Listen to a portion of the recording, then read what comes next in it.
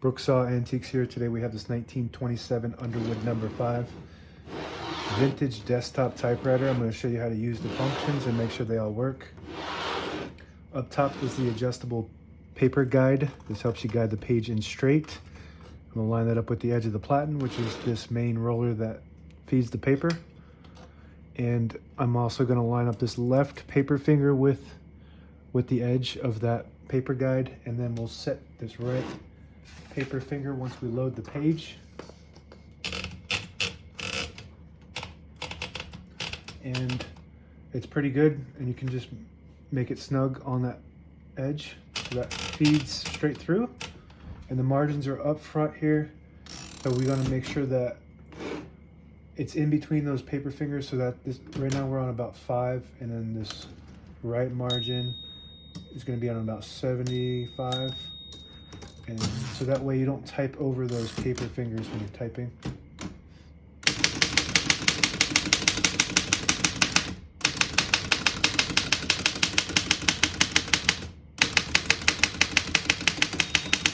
Once you hear the bell, you're at the end of the margin. You hit this line space, get you back to the beginning. It skips 1, 2, or 3 spaces.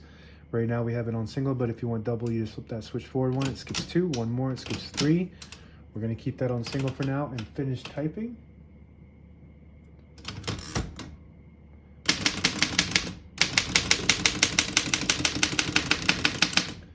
As you can see, all the keys type nice and none of them skip or stick. I'll type a sentence in red on the next line.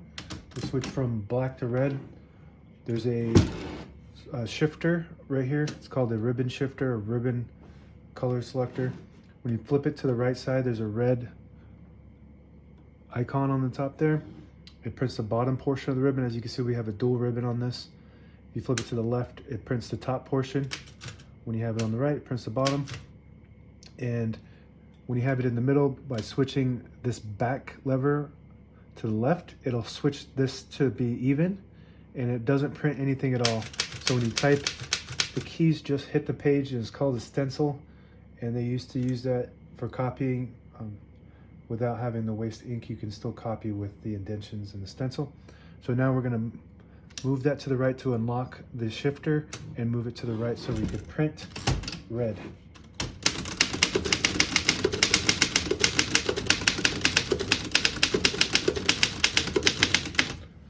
Beautiful.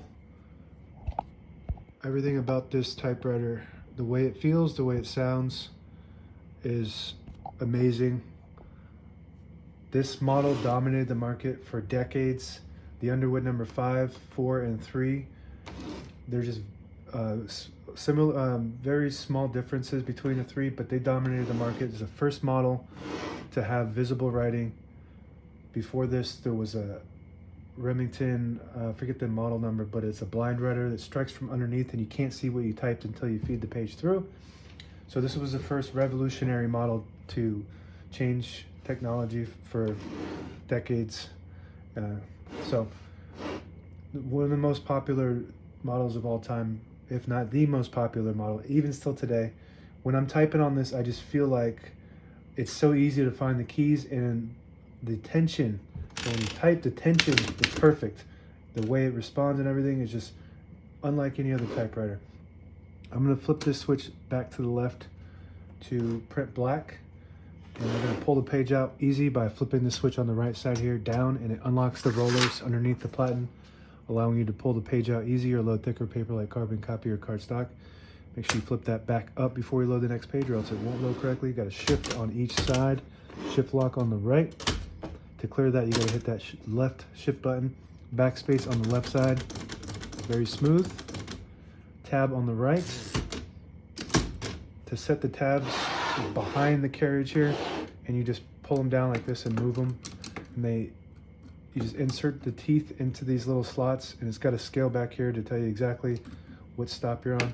So when you hit it, I'll show you from the back. So it stops at each one of these, so that works really good. And on the right side is the ribbon ratchet. So this will ratchet the ribbon, it winds it, and if you pull it out, it'll pull it to the right. If you push it in, it'll pull it to the left. Right now all the brand new ribbon is loaded on this right side, so we want to push that in and make it pull to that left side, and that's where it is now. And carriage release on each side, super smooth. And if you pull out this little lever, it'll disable the spacing when you turn the knob, so you can get to an exact spot on the page. When you push it in, you get the clicks. Each one of those clicks is one space, and the same concept with this lever here. If you flip it up, it'll disable the spacing.